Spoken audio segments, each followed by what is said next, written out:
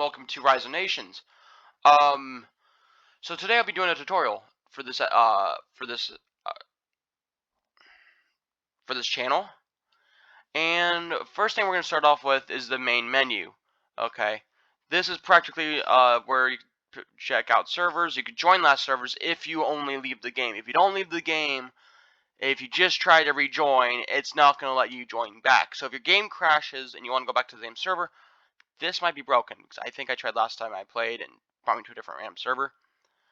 But if your server's full, then it might cause some problems. It might jump you right into some other country server. Just giving you a fair warning. It's not going to make you probably 25 out of 25 and 25 out of 24. I've never seen that happen before. Sorry, I really haven't. So, practically, so you have join server. You click any of these servers, but my recommendation is starting off new. Unless you're very new and you don't want to go through the tutorial and just have someone help you from one of these servers. So yeah, we're gonna go to the newest server and we're gonna join. As you can see, this does, on my computer at least, it might be laggy, might not be for you, but it takes some getting used to. You can also hit create server, which I just did, and I hopped into a different server because I think I did. I don't know if I did actually.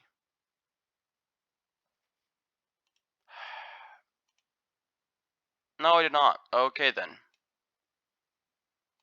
My thing just, okay. It might be broken. Hold up. I'll be back when I actually get into the game. This is not gonna problem. This is a problem, but we can just hit quick join. Although you'll probably not get into a different new server. So let me get into a new server quickly. If my game just okay, there's a new server. Perfect. Woohoo! All right. So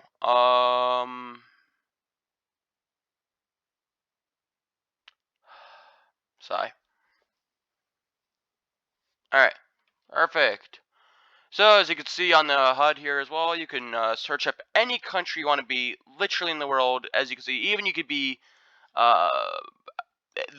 you could be one city island, which there's some Formables actually from there, but it's pretty hard to do them because you have like 60,000 manpower only. So I'm gonna be Switzerland just because they're a bit easier to help with the tutorial. I'm guessing someone literally just became Switzerland.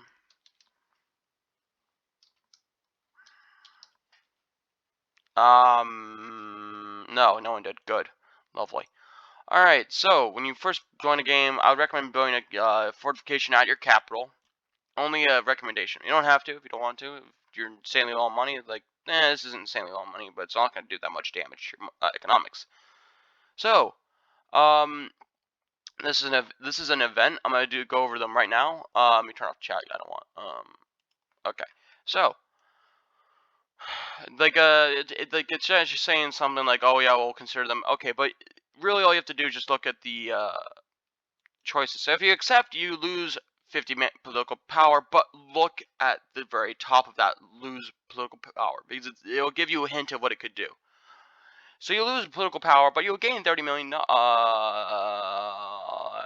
million, I'm pretty sure. Or you reject, and if they want to make a deal with the government, they'll have to make it through the official channels. Now I don't know. I don't think the accepting does anything bad to your government or your country. But as Switzerland, you don't split off into like Germany. If you lose too much stability, you use Bavaria or something. Especially if you're invading people. If you're France, you lose this part right here. I can't pronounce it. If you lose Great Britain, you lose Wales, you lose England, you lose Scotland, you lose North Ireland. You use, of course, Scotland. If you're USA, you lose, well, this part. Not going to say the word, but you lose that part. And then if you're Brazil, you lose nothing, unless you invade people. Yep, so that's stability. And on the HUD right here, we have Treasury, which, if you look at it, you can see your income, expenses, balance. If you look at population, changes really nothing, unless you lose your country. Manpower, on the other hand, which is very important. If you have maximum manpower of 228,000, you cannot go over that, or else if someone gives you a million manpower and you have maximum manpower of, let's say 200,000, you will only get 200,000 manpower. You won't get the million. So 800,000 troops that you could have had. Sorry, 800,000 troops that you could have had. You're not going to have. So yeah, that's pretty important to look at, especially if you're begging for manpower. So over here, just your troops. Over here, resources. You can check where anyone has resources, which is sort of useless unless you're invading countries that are AI. Biomes. It just shows like what during the what of this month, like what is cold and what is warm. Terrain shows how hard it is to get over lanes and how easy it is sometimes, and how annoying it is. Political map. Yeah, I'm just gonna make them disappear because I mean, so the problem about it is with this one, if you accept demands, you lose a crap ton of money. If you reject it, you lose 5 stability. So really, the best thing to do is attempt to make them disappear. And if you do, if it fails, you could still, it might lead to more corruption, or you could just take the blame 8 stability. But again, if you are a 1-tier country like Switzerland or Italy or not Spain, you lose a part. But if you're anywhere in the Balkans and Turkey and the Middle East, then you could just say lose 5 stability. It would just hamper your effects when you're trying to invade countries. Now we'll get to the point where we'll get to the part where we actually can fix your stability in a little bit. And diplomatic is just who you are at war with, or who's your puppets. And then fractions is just like what factions there are. Now, yeah, but then like we have trades, military groups, which I'll go over in a moment. Actions and resources. Now, this is a very, very, very big game, so this tutorial will probably be at least 10-20 minutes long because it's big. But I'll go over every part. Yeah, so this will lose. So if you get too much corruption, that will hamper you big time. I'm just gonna say, so try not to make, even if you're one country nation, try not to get too much corruption, because if you're trying to invade, you're gonna fail at everything you're invading at. Yeah, so so public scandal, you could cover that up. Although you'll probably get corruption, but it's better that if you're a 2-state, it's better than having, you know. Let's go back to political. So that's practically this, and then ideologies, whatever. Yeah, that pretty much. Blue is, red is, and then black is, or grayish, all, because I'm not going to say it.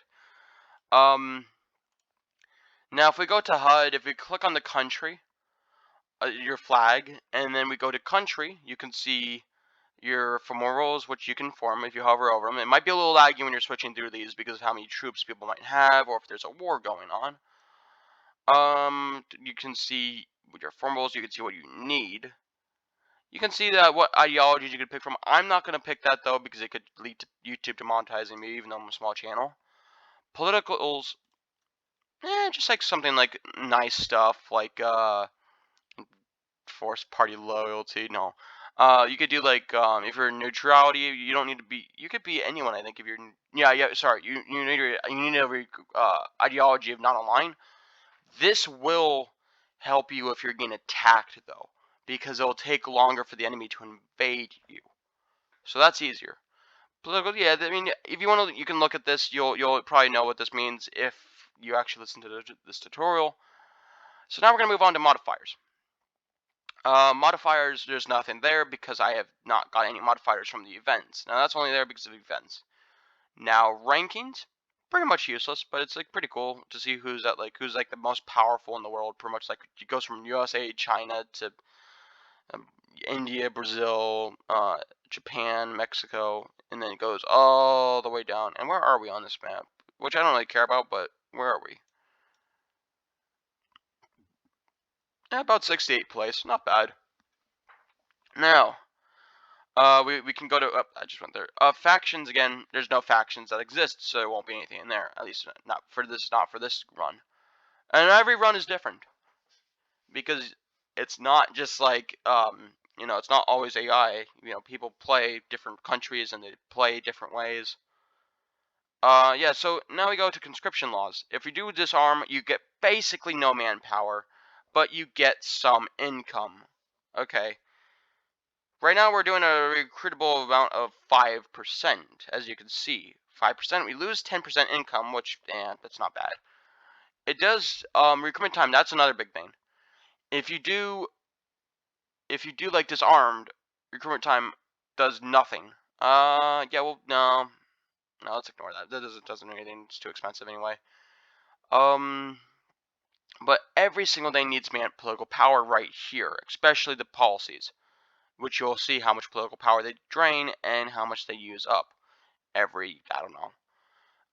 Extensive, you'll lose a lot more money. So limited is pretty good until you need more manpower, which is required, you'll start requiring your population to join the military.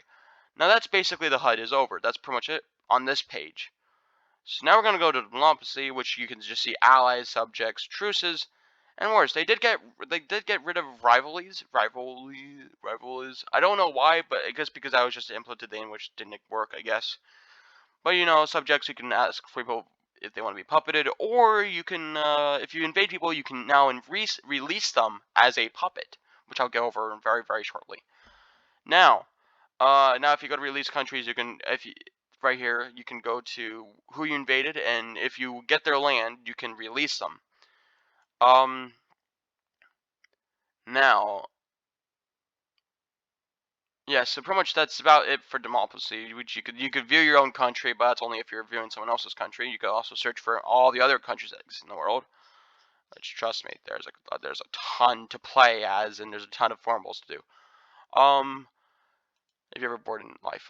So you can see your income and you can see your expenses, what you're spending on. If you're spending non-governmental power spending, which I'll get to immediately after this.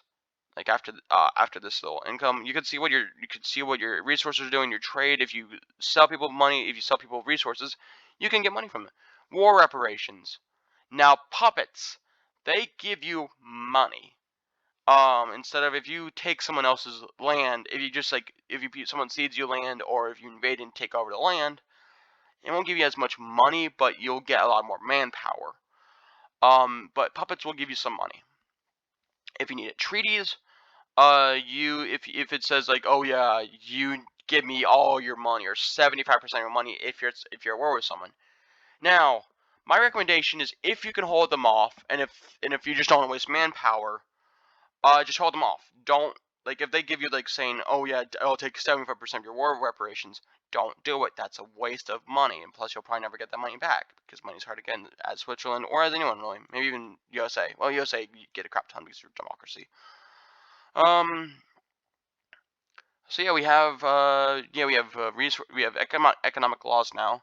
So taxation, if you do minimum, you get a crap ton of stability, but you get almost no money. If you do low, you get some stability. If you go normal, you get zero stability. If you get no, it doesn't go down to zero, but you get plus zero, which means you don't get any added stability from it.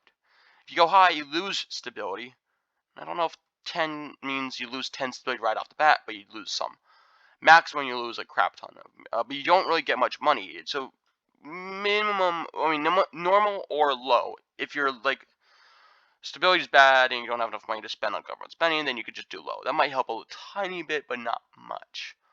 Governmental spending. The higher you spend, the more stability you'll get. The less rebels will happen. The lower your war exhaustion will be. See, this seems perfectly fine. But you lose a lot of money. Research. I don't know. You can get a lot of research, but you lose a lot of money. So, if you go to if you go to city overview, you can see all your cities, except their demands. It's only 11,000, and it's better than having less income or stability. My God. And see, I think they need to fix this, having events stacked up on each other. Corporate dealing, what? Okay, alright. Accept that, and we'll just, no effect. Yep, so, you can see all your cities, you can see the population, you can see their tiers, which after you get up to tier 5, I think that's the highest you can go, unless they update it. And then manpower gain, and then income tax. Not bad. So now, you can go to resources, and you can see all your resources like I already showed before on this part right here, the HUD. And then you go to technology. Now, this is the biggest part. So, if you want to be research boomer, and you want to research like a crap ton, then you could do that. It'll add some, but it won't add a lot. Let me get back, sorry. You click off this, it just goes away. Now, my recommendation, if you're defending, I would recommend getting infantry and then this, and then this, and then get anti-tank weapons. This helps you against anti-tanks. Without anti-tank weapons, your troops are useless against tanks. And there's no factors. This is just a technology slot, so it's pretty overpowered, in my opinion. But that's okay. I'm just gonna do some weapons. You can also do skeletonized equipment. Now, this will take some research point power. And you see this is your research power. And you can go to, so we're done with technology pretty much for the time. And you can do any of these, and like all of these you could spend, but they're all the same. They all use the same stuff to power it. So, military doctrines, which I would recommend you immediately do. Don't waste your military power on military leaders yet. Always do doctrines and always do this, unless you're China or USA and you want to do mass attack. Which why? Military leaders. Now you can, if you have over 400 and you haven't done it yet, you can get a general, which will have different effects and different buffs and different debuffs. So 13 bonus XP, but less attack. It's a very small fine print, so if you're playing mobile, this will not work. This whole game will not work if you're playing mobile. Do not play if you're playing mobile. I think this game will only work on PC, no Xbox, just PC. Because the amount of stuff you need to do is insanely hard on mobile. Your game, do it on mobile, because it won't allow you probably to make troops, I'm pretty sure. Now, if you go to military, of course, you can do doctrines, ongoing wars. As you can see, for some reason, there's a lot. So it looks like Germany and France already split Belgium, and Germany already invaded France, I guess. And then Canada has already invaded. What did he invade? Oh, so long. Alright. And Britain invade Iceland. You see, every game is different. Every game is different. So not gonna lie, if you do die instantly, don't blame me, because if you're like a small nation that people need, because there's a lot of small nations in the Balkans or Switzerland, or Switzerland's a small ass nation. If it's AI, it's practically useless. Yeah, so basically in Africa there's a lot of African territory. So if you're a small African nation and another African country needs you, you'll probably die instantly. Or if a European nation needs you, you'll die instantly, probably. As you can see to France, man, well, he died instantly. I'm not gonna blame him or anything, but that's okay. So basically that's it with the HUD. Now we're gonna move on to the cities. Now, if you want to build, let me go put this political thing on. All right, there we go. If you want to build a fort, there's that. So these will not take anything besides money. Airports. You already have one in your main city. Don't build another one. Don't be a fool. Unless you're a big nation like Russia, you can build one over here. That way you can support your planes over there. That's the only reason why you need airports. If you're building, only if you're building ships and planes, not ships. Sorry. You don't need a harbor because you already have harbors. This is a harbor right here, which you can. No, my bad. Because Switzerland does not have a harbor, you can't build ships. But you could build a ship in France. If you're France, you could build and as you can see on unrest. Once you invade some person, they will have unrest. Like here, if you want to build anything, this red bar has to be lower than the yellow bar. So that's basically with war. I'll go over the strategies in a different time, but not right now. So, and then, so if you want to build tanks, you need motor parts and steel. If you want to build, destroyers, you need oil. If you want to build any of the naval ones, like, battleships, you need steel. Aircraft carriers, steel, are aircraft parts, and $250 million for an aircraft. Submarines, they're pretty cheap, but still pretty expensive. Again, if you don't have a harbor, you can't build anything, naval-wise. You can still build like anti-aircraft, which is good against anti-air. Artillery, good. I just built artillery. Gosh darn it, man! I just wasted some money. They're good against tanks, but you can always do anti-air, anti-tank weapons, which that means practically these are useless. in some cases. If you're going against ships, and they're pretty darn good. Unless it's a battleship, then it's pretty bad. It's like really only good against a fig, and then you destroyer.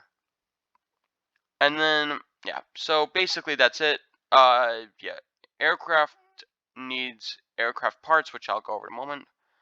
And there's different skins. You could be a Soviet, Russian skin, Germany skin, or USA, which you actually have to pay money for. But if you're Germany or Russia, if you form the nation for the skin, if you form the German Empire, which now you need parts of Africa, if you form the Russian Soviet Union, then you get the Soviet Union skin. Sadly, America's already America, so you can't really, you know. I reject that. I don't really need money right now. And I just wasted some on artillery. But skins are skins. They don't do anything. They just make your characters look better, really. That's all they do. As you can see, that Panzer, the Soviet had like some other weapon. I think it was so Soviet Union has a Cold War skin. Germany has a you know that thing. Yeah, that thing. And basically that's it. If I'm missing anything, let me just see if I'm missing anything. I don't think I am. Oh yeah, Formables. So if you go over to country, sorry, no, it's tab. You can do Formables. So the big box one right here means you have to play as them. Or actually, no, sorry. This is what you get. You have to play as any of these little nations to get this. So the French Empire, the empires of German Empire, Golden Circle. That's a new one. And the big ones are different. Like this one's different. This one's pretty cool. I've already done that before. I've done some, not all of these, of course, but I've done a lot. 85 out of 158. But most of these are small nations. Most. Well, not most, but Mongol Empire, that's a hard one. I'll probably never be able to do. You gotta invade China, Russia, and then almost of Europe. North America, that's easy if you're playing as America. This one, is pretty hard. Ottoman Empire, pretty easy. This one pretty easy if you like island hopping, which I do not. That's why I never did it. Bangladesh. Now, they usually don't even exist in the first... this is probably the longest they've ever existed, actually. Probably because India got lost to Pakistan, actually, probably. That's why. Now, the Commonwealth, that's hard. Portuguese Empire. Never done it before, and basically I don't want to go against Brazil, so I'm not going to do it. And Republic of China. Now, that's pretty hard. I've done it before, though, by myself. Yeah, So, yeah, that's basically it. Now, I'm not going to tell you guys war strategies because I'm just going over to tutorials. You can make your own war strategies, actually. There's different ones, counter ones, and anti-counter, and stuff like that. But basically, I think I showed you everything you can do in Ron. I'm pretty sure I did. You're wrong. No, I'm pretty sure. As you can see, I mean, if you want to puppet people, that's fine. If you want to invade people, that's fine. Whatever. It's a game. That's alright. So, basically that's it. If you want more help from this game, you can always go to here. Which probably might help a little better than this video. But, if you find anything that this thing does not, watch the video, of course. But, it's okay. So thank you all for watching this great video. And I'll see you, the next 2 days. And goodbye.